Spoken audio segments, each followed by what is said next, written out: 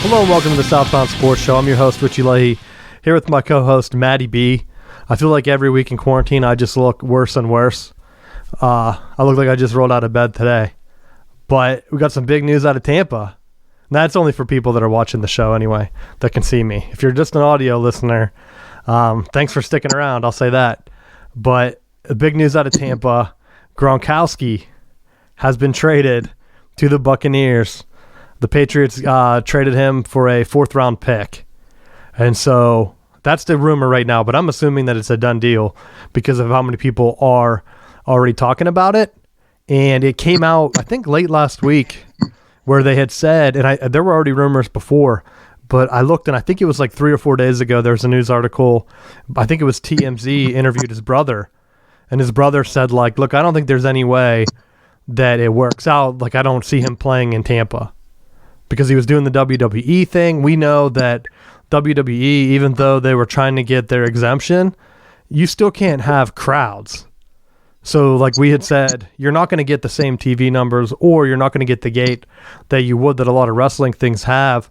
Just like a lot of the lower level ones, they make their money at the door. And by not having fans there, it's a big kick. So I mean, it definitely jumping back to the NFL, I think, is a smart move for him at this point. Plus, he reunites with Tom Brady. That mix that he has of weapons on offense is going to be nasty now. Gronkowski, I would assume they keep Mike Evans, Godwin. I mean, yikes. Look out. He hasn't had a combo like that, like almost like his own big three. What are your thoughts on it, Matt? Well, I kind of thought about it from the other side, that it was amazing that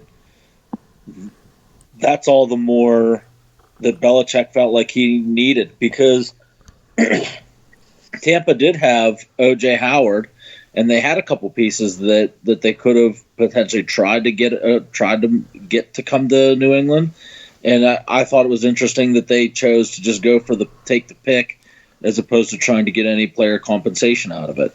So I think that was an interesting part. And also for as bad as Gronk was playing up the amount of injuries and different things that he had, I think I'm curious to see how he's going to play in Tampa now that he's out of the New England system. It's not even out of New England, though. I mean, he's playing with Tom Brady. I would think that this is a scenario like Peyton Manning going to Denver, where it's his offense. And I think Arians has enough experience dealing with gunslinging quarterbacks. I mean, look what he did with Roethlisberger. I think that he's just going to let him go and just kind of play the strategy game.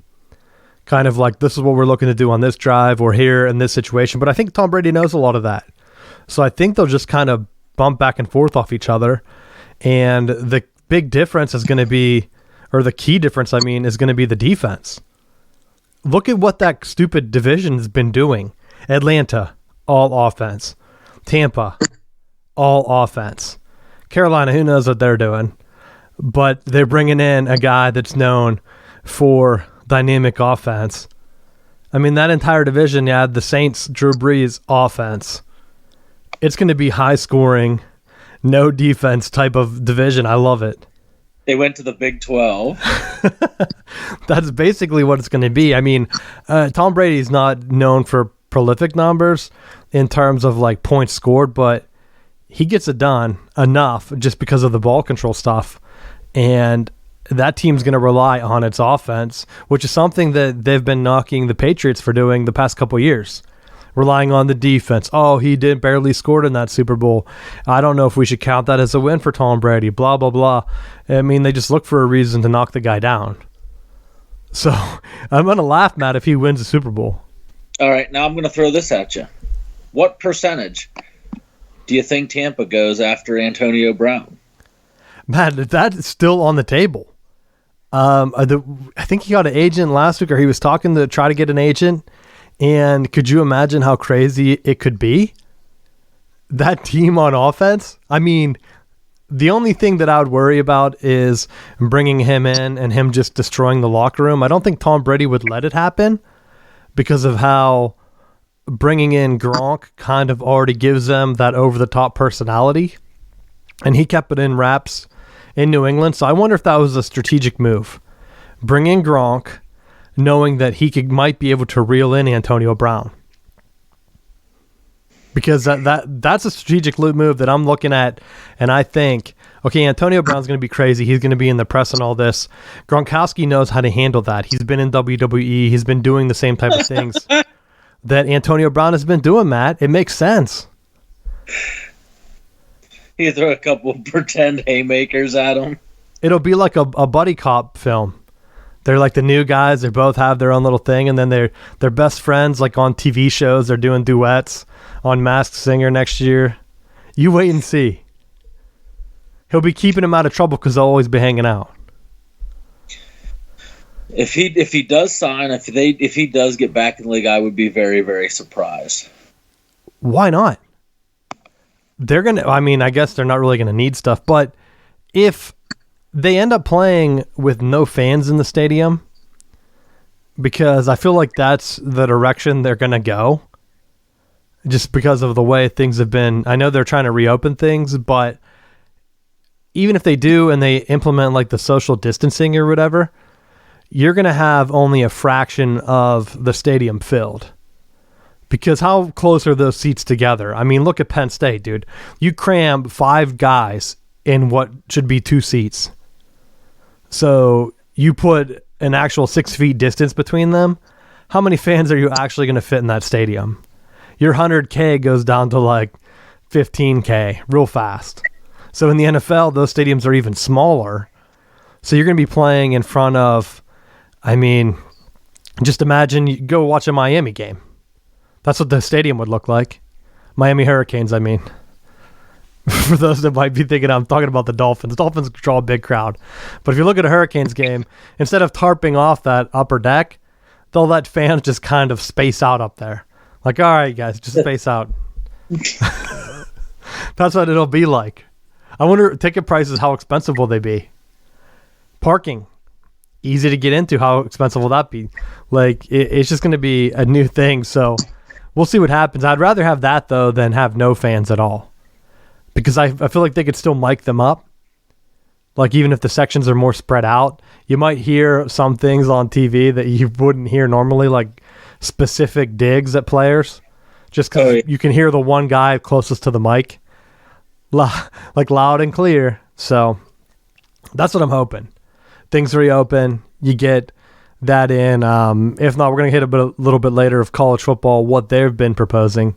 But they have a whole different beast. In the NFL, they don't have to worry about students or campus or anything like that. You're just playing a game. So people can show up if they want to. They don't have to show up if they're worried about it. That's my feelings on it. So I don't know if they delayed their season. But we'll see what happens. Gronk joining, it's a big deal. Our next thing, the NFL draft, what they're talking about doing is their virtual draft. And the big thing that came out of that is they did a test run. And the test run had some hiccups, according to, I think it was the Denver Broncos. I should know that's my team on Madden. So I should be familiar with their front office. But I think that they said that they had a little bit of a hiccup, and then the team smoothed out after that, and they went fine. But I know the draft's going to go fine. The internet and people having meetings have been a thing for at least a decade. Like, it's not that hard to have a bunch of people on call watching the draft. I mean, they watch it on TV. They're just not going to be a delay, depending on how they stream it or what they decide to do. Central office, you have guys calling in. But Adam Schefter, and this is probably hard to read if you're not on a big monitor, but I didn't want to mess with his formatting. So we'll go through the list here. If you're on a computer, you just might want to make it full screen. Otherwise, you're not going to be able to read it. Or just follow him on Twitter. I have his handle up here. Before the draft, he went through and organized all the teams by roster spots that they have available. And if you're looking down through, I think the one that really stood out to me was the 49ers. They're almost at the bottom. Like, they have most of their roster filled. And they came out and kind of owned that they definitely talked about Tom Brady. Remember we talked about it earlier in the year? And I said, like, they wouldn't let that leak unless they were serious. And one of the quotes that I'm going to paraphrase here, because I don't have it in front of me, they said, like, yeah, you put that out there and you wait to hear, because if there's going to be interest on the other side, they'll say something. And the way he said it meant that Tom Brady never actually reached back out to them. And that's kind of shocking to me, because you would think, hey, that team was just in the Super Bowl. That's a good situation for me to put myself in if I'm just chasing a ring. So for him to not even consider it, really, and I mean, that's the words of the 49ers front office. And I mean, why would they lie? And they said that they came back and said that Garoppolo was the quarterback of their future, blah, blah, blah. But they definitely thought about it. And it's crazy to me. The other one, Steelers at 72. Compare that to the Ravens. They only have 57 guys on their roster right now. I mean, and that's a team that had a higher ceiling. So does that mean that they have more money allocated to their top stars compared to the Steelers? But the Steelers don't have that many spots to fill for a team that would have made the playoffs in the expanded playoff format that's going to happen this year, I believe. So how close are they? And if you look at those teams that have most of their roster set, they're teams that are losers, Matt. I cut out the 49ers at that bottom. It's Raiders, Lions, Broncos, Redskins, Jets, Steelers, Dolphins, Colts, Giants. Like, these aren't world-beating teams. What are your thoughts? I think they're teams that are close to making they're close to playoff caliber teams. Pittsburgh was a game away. Raiders were close. Dude, don't be talking about John Gruden like that, bro. He's been underperforming. We know it. He has not been underperforming. They would have been better position if they wouldn't let all their top guys go. Well, then they just brought in Marcus Mariota, so they're in good shape now. Oh, yeah, let's bring in someone else's trash. That is the Raider way. Bring in someone else's trash and turn it into treasure. Did you see that story on your man, Sebastian Janikowski? No, what did he do? I saw it was a highlight of, like, crazy draft picks. I don't even know who put it out. Was it ESPN or someone? I just saw that it was on Twitter, and I read the Janikowski part, and he said that he thought he would be drafted in the second round by a totally different team. He named like 4 or 5 teams. He said, these are the teams that actually worked me out and did all the stuff. He said, and we're sitting there on draft day, and he gets a call, and it's the Raiders GM, and he said, hey, tell us a little bit about yourself or whatever. He's like, they didn't talk to me at all before the draft, and they just decided, like, right there with 2 picks to go that they were going to draft him. He said, I don't know why, like, he didn't think that they were going to pick him in the first round. But he's like, I decided to tune in just to make sure, you know. And he said he turned it on, and they were announcing his name. Like, they didn't even call him first. Which is the most Raiders thing to do. Like, yo, let's not even work this guy out. And then we're going to draft him way before any, like, was he the first kicker to be drafted in the first round? At least modern times. Yeah. That I know of, so crazy. But for as much crap as people talk the Raiders on for that, he had a long career, and all he did was just drill field goals. Oh, it turned out to be an awesome pick. I don't think you can knock it. Look at all the first-round picks that end up being busts. But just the fact that they didn't do any due diligence, they didn't work him out, they didn't do anything else, for him to not even think that the Raiders would be a team he'd end up with. They just watched him win national championship, that's all. That's crazy. They knew he was the winner, and they just drafted him. Like, that guy, he can work it out. Let's look at so on our other list, going back to the draft stuff, Ravens, Rams, they've kind of been tearing their team apart. They don't even have, like, they only have 58 guys on their roster right now, and they couldn't afford Gurley. They had to let him go. I mean, yikes. Talk about putting all your eggs in that one Super Bowl basket, not being able to get it done. And now, what are your plan? Like, what are you doing? What's your plan? I don't know. I feel bad for them, although not really, because I feel like the people of St. Louis can just look and laugh at them now. Like you sold your soul to LA, didn't get it done. But is it that, or is it that they didn't want to pay him? It might be both. They realized the rest of the guys around him. Let's just do rebuild. We don't have a lot of guys on this roster. Let's try to fill it in. I mean, it was a good position. You had like the XFL and the AAF the last 2 years where you could get like an extra scouting, an extra league to bring guys in cheap. I don't think they really took advantage of it though. I mean, like the Steelers, they plugged a bunch of their holes to get to where they are now with 72. They signed like 5 XFL guys. So they were trying to get it done. Like I said, on the cheap, you have another league come in. These are guys that were already washed out of the NFL. It's not like the XFL came in like back in the day where the USFL signed Herschel Walker like away from the NFL. First, they're like, we're going to offer you a big time contract and get you here straight out of college. They were like leftovers, the XFL roster. I mean, Landry Jones was one of their stars. He washed out of the Steelers. They let him go. What was it, a year or two now? I mean, come on. So if you wanted to fill some of your holes, that's where you can go. The Buccaneers are kind of on the lower end with 64. That's why I think the Antonio Brown thing, I mean, they joke about it, but why not? The big key is going to be the defense for them. And what are they going to be able to do, especially in that high-powered division? I don't know. A lot of moves to be done. So definitely next week's going to be a heavy show. We get into the NFL draft. I know if you've been listening to the show recently, it's been kind of light because, there's no sports. So just speculation right now. I really hope at this time, I don't think they would push it back, but I hope that NFL draft goes forward. And we'll have something to talk about for next week. So definitely tune back in. You have anything else on the NFL draft, Matt?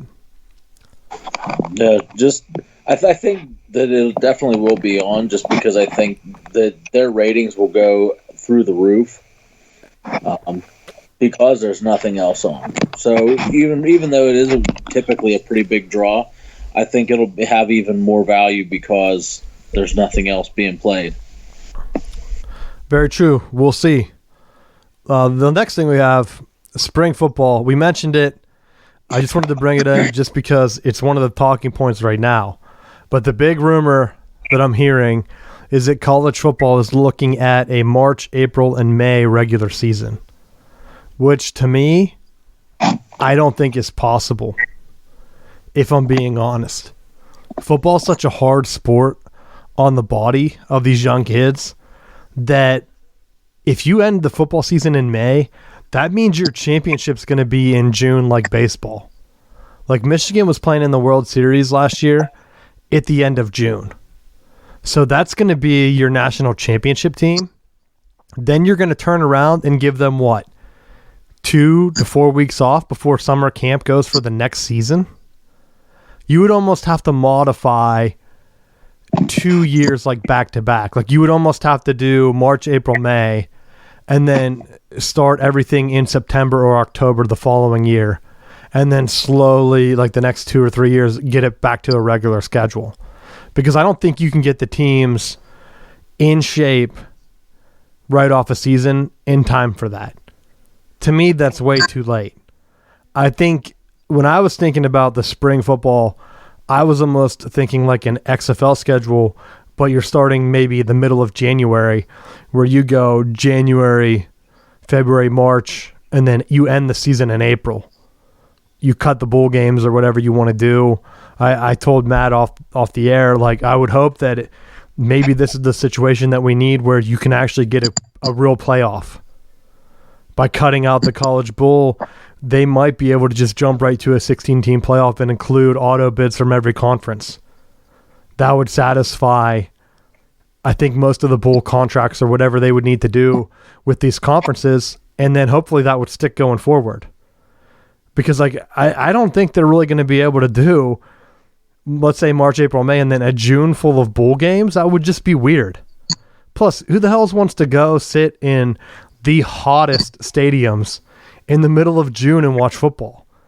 Look how many leg cramps we get in August, Matt, or July or whatever. Like, I mean, you're going to be getting it tenfold because all those bowl sites are usually in the hottest cities because it's January and they want to keep it snow free. We'll see. Then they're going to have a bowl game up in Maine. Hey, they might mix it around. I just don't see how they're going to be able to get all those contracts in place and have everything done and then push out. I mean, you had mentioned it. Like, what about baseball and stuff?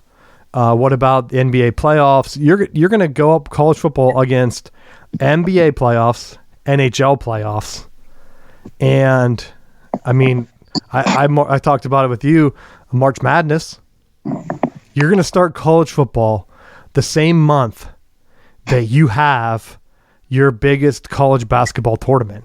That tells me that they're ready to cancel the tournament again, Matt. They're thinking March is at the earliest. We're not going to have basketball next year. I mean, like, what else are you going to do? The other that I think is interesting with this, and I really wasn't thinking too heavily about this, but if they do the spring football, that's going to really set back the amount of student athletes. It's going to hurt colleges from a recruiting aspect because typically they use that time to start working through getting their pools of players as to who they're going to recruit. So if they're playing games during that time, then it's going to change their recruiting calendar. It's going to hurt, players at small schools like for mine, for example, where you're not going to have as much attention pulled to you because we just don't have the size within our conference and things like that to attract schools to our players. And that's a good point, and it goes even to the top level. How are NFL teams going to scout the guys if they only played a couple weeks? Think of all the September Heismans that have been given out over the years. And now that's going to be the only month that's been played, the first month before the draft. It's just going to be the evaluations. And then, like I said, you're going to play a college football season, and then they're either going to be getting ready for their next college football season immediately or the NFL for the guys lucky enough to get drafted.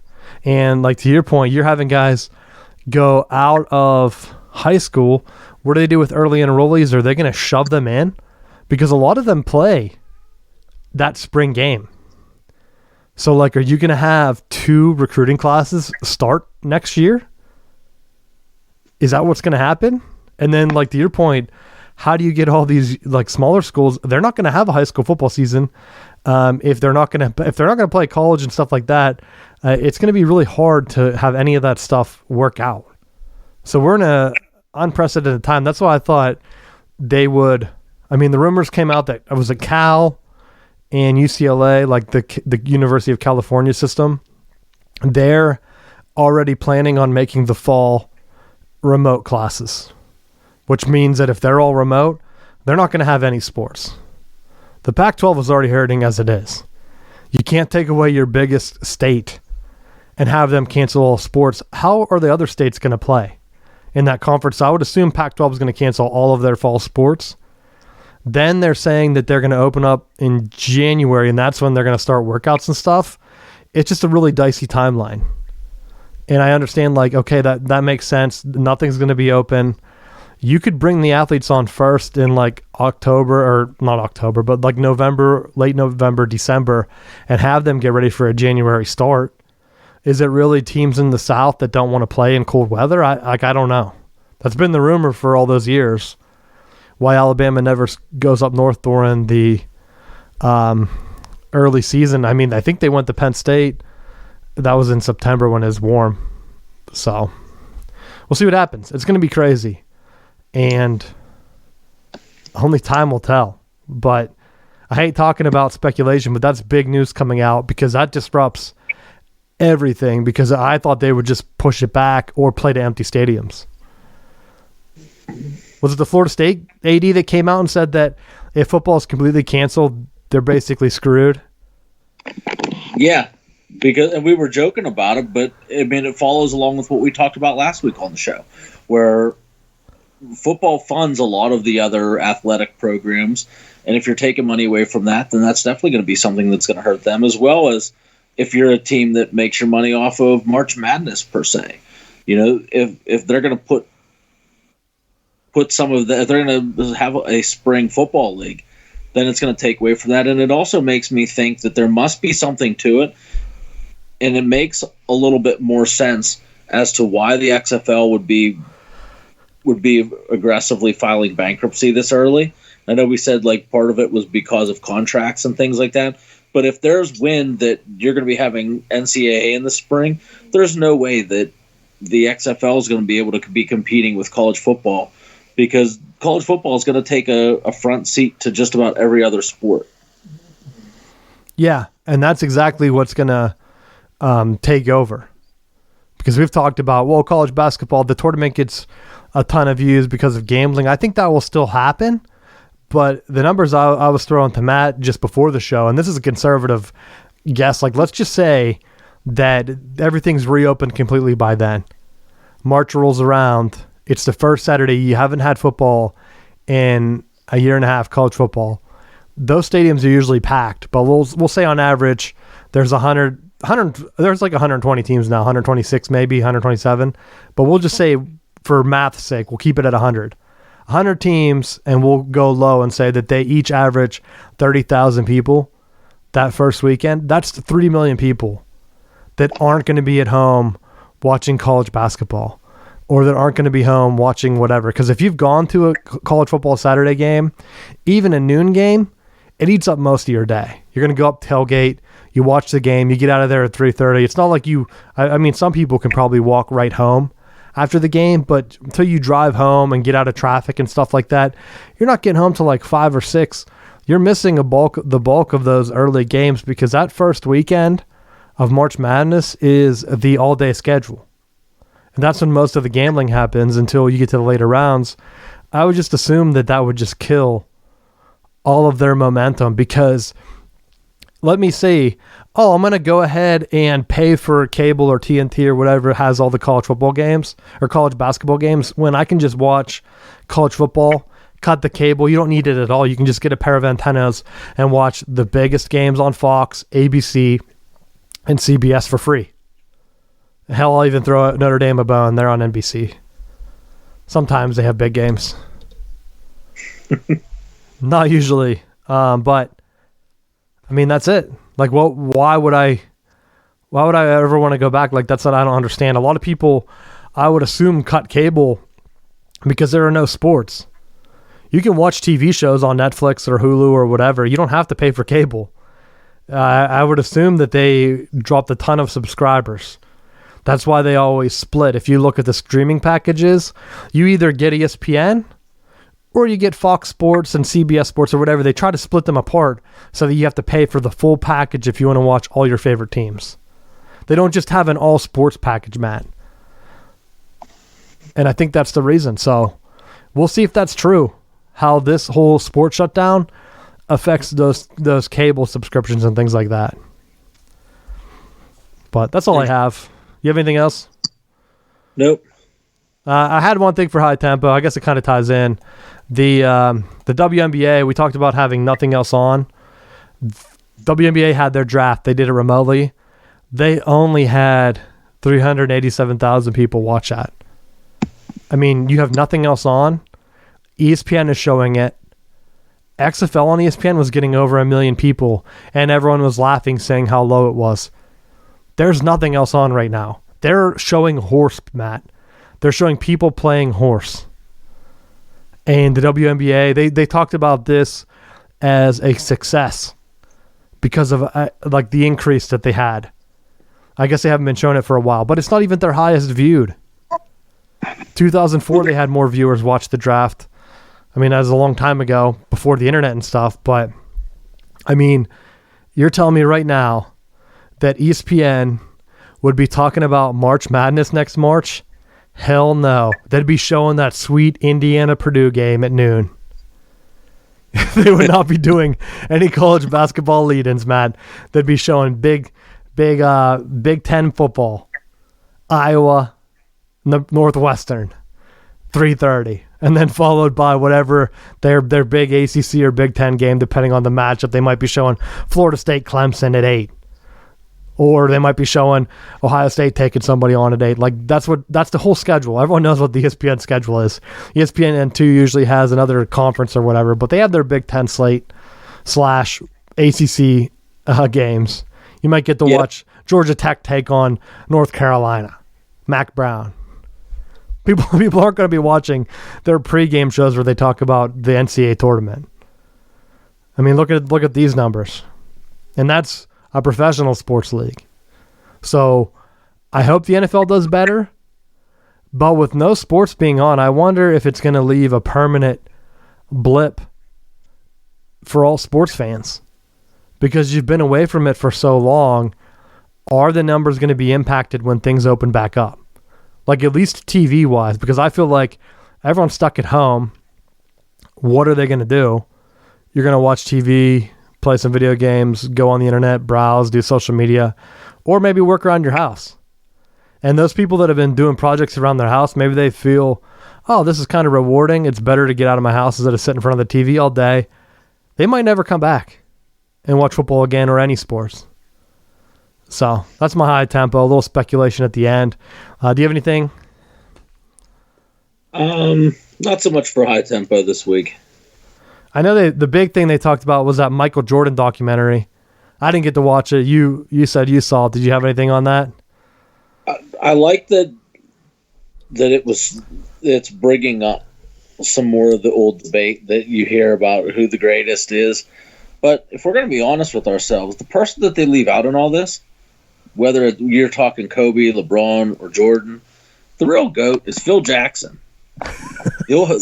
Because he coaches Jordan, he wins all the championships with the Bulls, and then what's he do? He gets run out of town, goes to the Lakers, and wins 6 more championships. 5 more championships. He's the real GOAT. That's what I'm getting out of this. So you're saying that the coach gets all the credit. That's why they're paid the big bucks?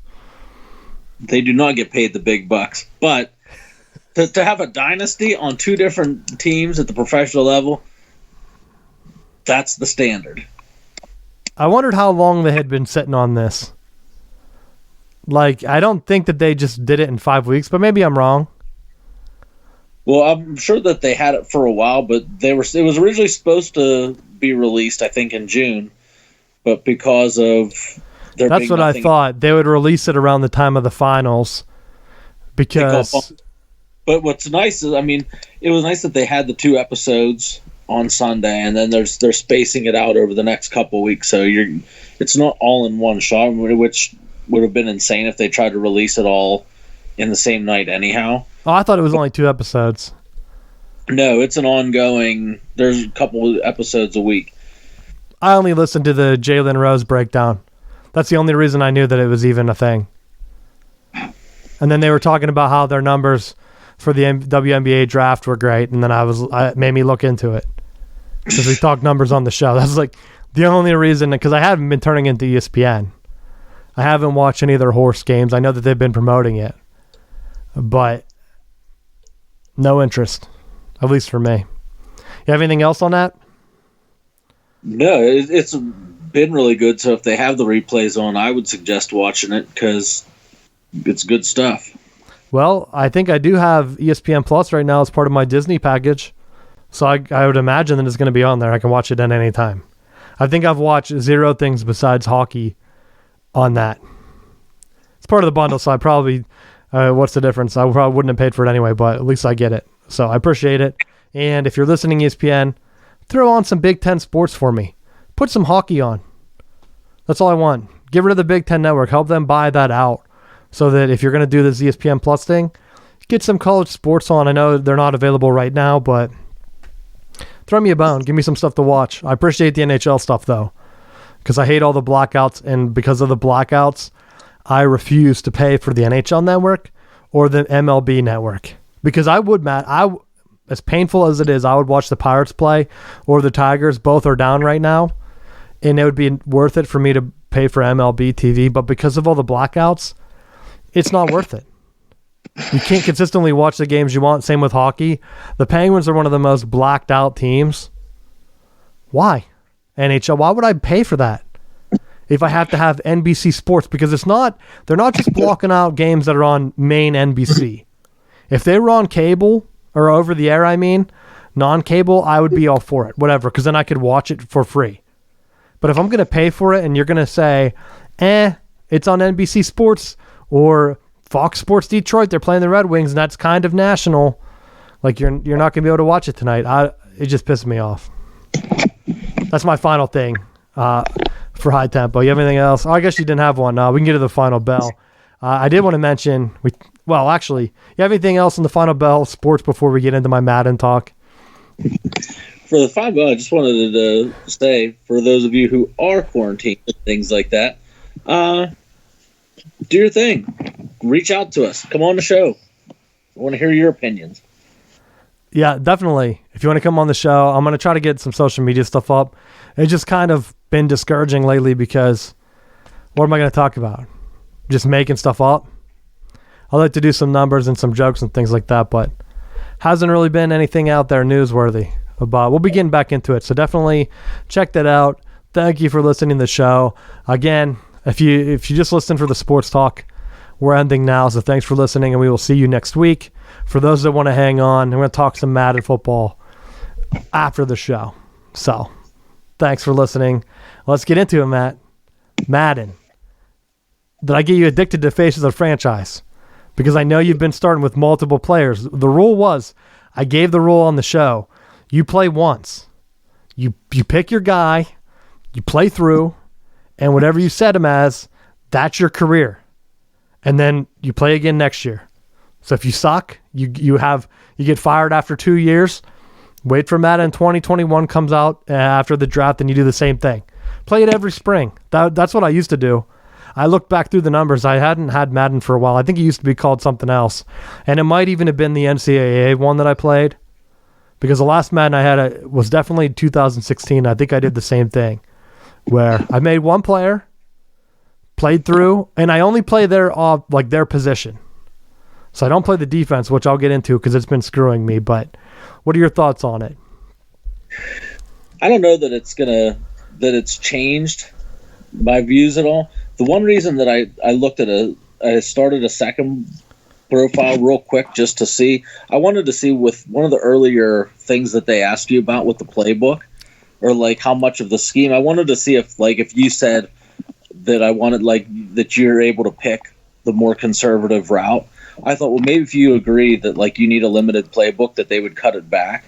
And then if you said if you were going for more of an outgoing personality, if they would give you more of the playbook for the early part of the college experience, no difference, either one. I was going to say, I think the difference comes into your stats. Yeah. They shift it. I wanted a limited run. I wanted basically to see if they'd give me an option playbook because that's what I liked in NCAA. I have 2 option plays as a running quarterback. 2, Matt.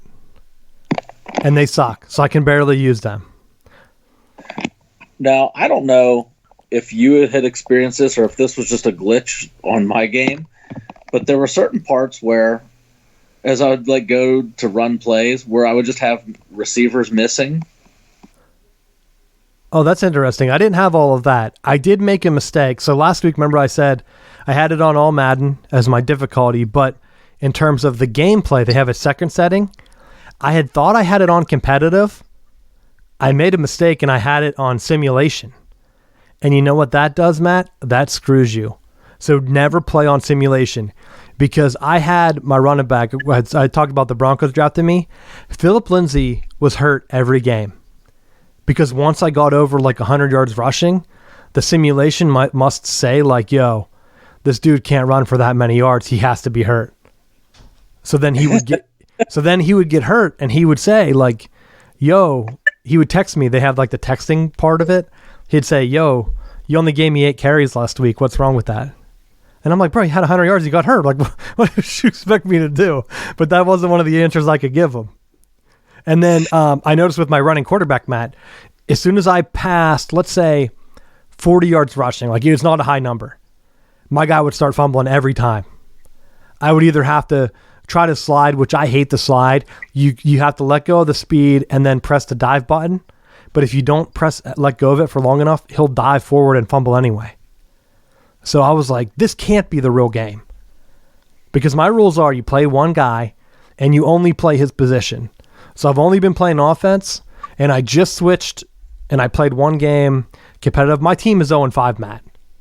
I don't know if it's because I'm playing on all Madden. Every time I score, the defense gives up a score.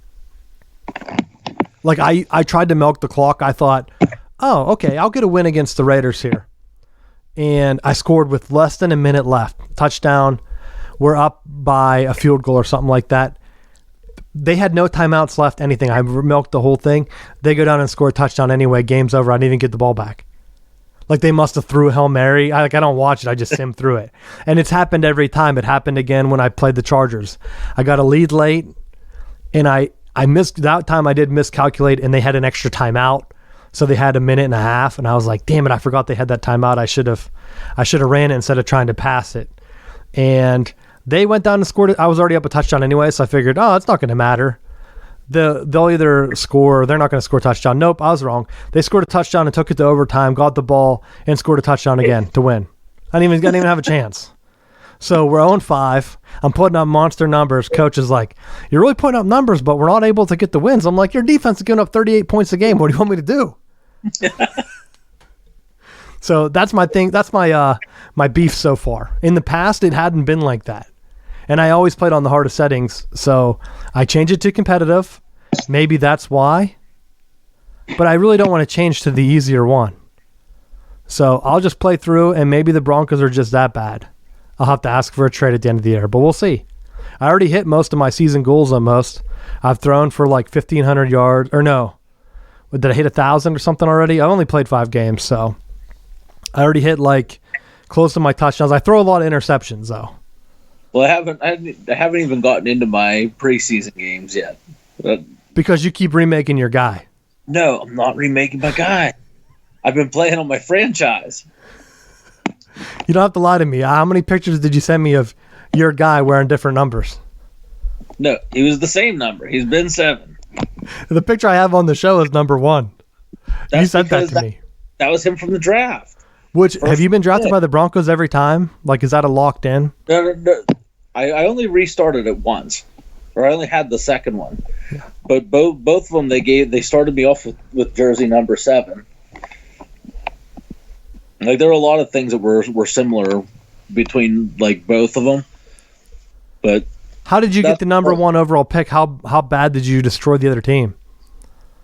I completed the 4 touchdown in the. Oh, see, I did that too. I mean, I was a first round pick, but I think I was 20, and my number was definitely like I didn't think I had. Like, I was definitely wasn't the number 1, so it seems like it's possible. Crazy. No. Of course, if only the Giants would have drafted me, I might be in a better situation. We'll see. I mean, I feel like did I play 6 games? I don't even know how many I played because I did mess up and I accidentally simmed through a week, and then we got killed by the Packers like 38-0. I thought, man, I'm doing way better just playing it. But I kept it, and then I was messing with the different settings to see for the Jaguars week, whatever week that is, and they said that I played that game 3 times. But I never even played more than the first quarter because I was just seeing what the difference was in the settings. But so that's where I'm at. Other than those 2 mistakes on my part, we've only been playing 1 shot. See how many interceptions I throw? 7. The Chargers game, I thought it was over too because I tried to sim through. The one thing I hate is if you throw a pick or something, they make you punt it or kick an extra field goal. And I'd rather just sim that because like I don't play regular games, so I'm not that good at the kicking part. So shanking a bunch of punts and stuff probably doesn't help my team. But I think I figured it out. I think if you click the left stick, it will let you sim that play. So got that down. But only offense. I'll let you know some of my stats because hopefully my first season will be over. I'm most likely not going to make the playoffs unless our defense definitely turns it around. So that's all I had. You have anything else? No. All right. I feel bad for Broncos fans if Madden Simulation's right because your defense is bad. bad. I mean, I was wondering, I'll have to look and see. Maybe I'll see if they're the worst in the league. I really don't know how to get through the menus. I was playing and someone was like, what are you playing? It seems like your guy's just sitting in his locker room texting the whole time. I said, yeah, it does feel like that, doesn't it? Because every scene is like him texting, and then you're on the field for like 4 or 5 plays, and then you like play the next week, and then you're back in the locker room texting people. So that's all I have. Thanks for listening. If you like the Madden talk, we can always add it at the end of the show or anything, as we don't know when sports will be returning. So definitely let us know. And like Matt said, maybe we'll try to get some interviews and stuff set up. Maybe we'll be able to get some extra content for the feed, even if we delay it a little bit, but we'll see what happens. You can always catch us on Tuesday, though. We're going to keep it going with whatever comes up. Next week will be the NFL draft. So make sure you're still downloading their episodes. We appreciate it, and we will see you next week.